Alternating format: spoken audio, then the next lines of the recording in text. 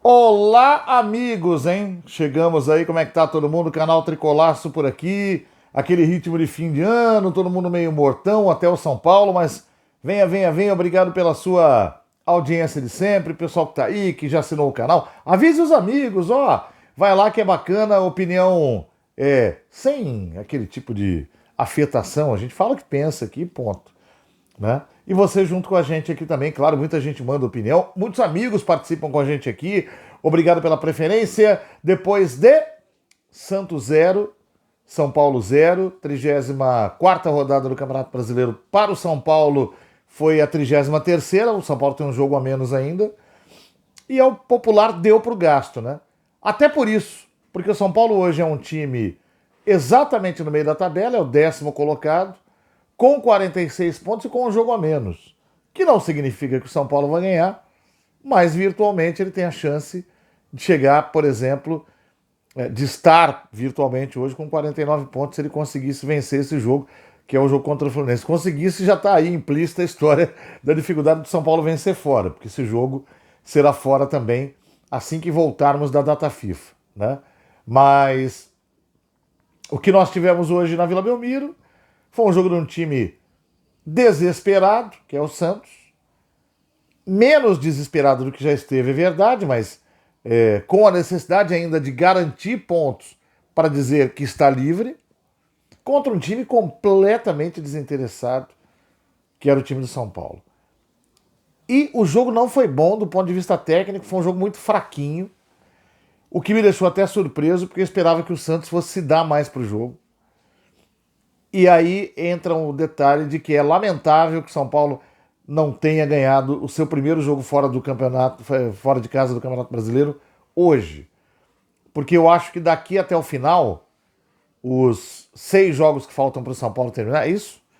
34, 35, 36, 37, 38. Não, 5, né? Os 5 jogos que faltam para o São Paulo terminar o campeonato, ele não vai encontrar, e aí fora de casa tem Fluminense, Bahia e Atlético Mineiro, ele não vai encontrar uma facilidade tão grande como a que encontrou hoje na Vila Belmiro. E eu não vou pôr na conta da incompetência, porque não foi. Hoje foi na conta do marasmo. Hoje foi na conta da opção por flanar em campo, né? Sair deslizando, aquele negócio todo. Se entrar, entrou. Né? Se passar, passou. Se o São Paulo tivesse dado uma forçadinha a mais, teria vencido o jogo hoje contra o Santos. Mereceu, inclusive. Mas acabou não vencendo porque faltou um pouco de pé para poder completar. No primeiro tempo eu contei 5 chances de gol do São Paulo, reais, sendo que 3 delas são indiscutíveis. Então o São Paulo poderia, se o São Paulo terminasse o primeiro tempo na Vila com 3-0 contra o Santos, não seria nenhum absurdo. Se fosse 5-0 era aceitável, né? E é 0 mesmo, porque o Santos não... O Santos teve 2 contra-ataques perigosos. Nos 2 o Soteldo participou da jogada.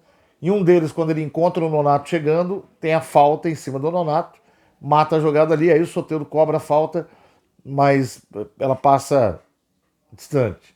E na segunda jogada de contra-ataque, o Soteldo vai, ganha do Beraldo, joga para dentro da área, mas aí o Arboleda corta. Então, foram os grandes momentos de perigo do Santos no primeiro tempo. Depois, no finalzinho ali, o Santos frequentou a área do São Paulo, porque o São Paulo fez 2 faltas perigosas ali, e o Santos, ao cobrar uma, manteve a bola lá na região do ataque, sofreu outra falta, manteve a bola ali, escanteio, enfim, essa coisa toda, e povoou ali, frequentou a área do São Paulo naquele finalzinho do primeiro tempo, mas sem perigo. No segundo tempo, o Santos volta muito disposto, aí sim, e aí realmente, eu acho que o São Paulo correu o risco de tomar gol, porque era ainda um time muito desinteressado, contra um time aí sim muito interessado. O Santos entrou no segundo tempo muito ligado, jogou 10, 12 minutos em cima do São Paulo. Aí o São Paulo teve um contra-ataque, fez o gol aos 7, né? Foi antes dos 12 ainda. Fez o gol aos 7 do segundo tempo com o Juan, mas aí o Rato estava impedido, aliás, estava bem impedido. Marcado impedimento. Incrível que tenha precisado do VAR para esse impedimento, porque o Bandeira não marcou. Não marcou para não se comprometer, porque em casa pela televisão deu para ver que estava impedido o Rato. E aí, depois disso, o Santos perdeu um pouco daquele ímpeto, mas o São Paulo ainda continuou muito tranquilão em campo. Houve as trocas, os jogadores que estavam bem no primeiro tempo, na minha visão, eram Alisson e Pablo Maia, porque roubaram muitas bolas. O Caio Paulista também participou de algumas roubadas assim. Outros jogadores estiveram bem, mais discretos. Acho que o Luciano foi o melhor do time, participativo demais, armando jogada, fazendo muito bem aquela função para a qual ele foi escolhido no começo desse ano, de ser o cara da última linha antes do ataque, né? Fez muito bem isso aí. Só que não tinha um pé como o do Caleri para colocar a bola para dentro. O do Juan funcionou uma vez, mas estava impedido. E também esse espírito de São Paulo, veja bem, não é condenável hoje. Não é condenável porque o time atingiu, em termos matemáticos, o que precisava, né? Agora é uma fase de testes. Eu acho que o último desafio do São Paulo, já falei lá naquele vídeo antes do jogo contra o Goiás. O último desafio do São Paulo é ganhar um jogo fora de casa mesmo. Algumas oportunidades surgiram. O próprio jogo do Goiás era o São Paulo jogou muito mal e perdeu. O jogo do Atlético Paranaense era quase que uma obrigação, mas o São Paulo não conseguiu ir além do empate.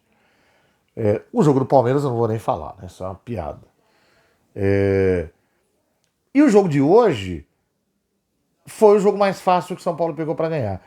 Depois desse quadro todo pintado, ainda assim foi porque o Santos me deixou com uma impressão muito negativa para o Santista, agora falando.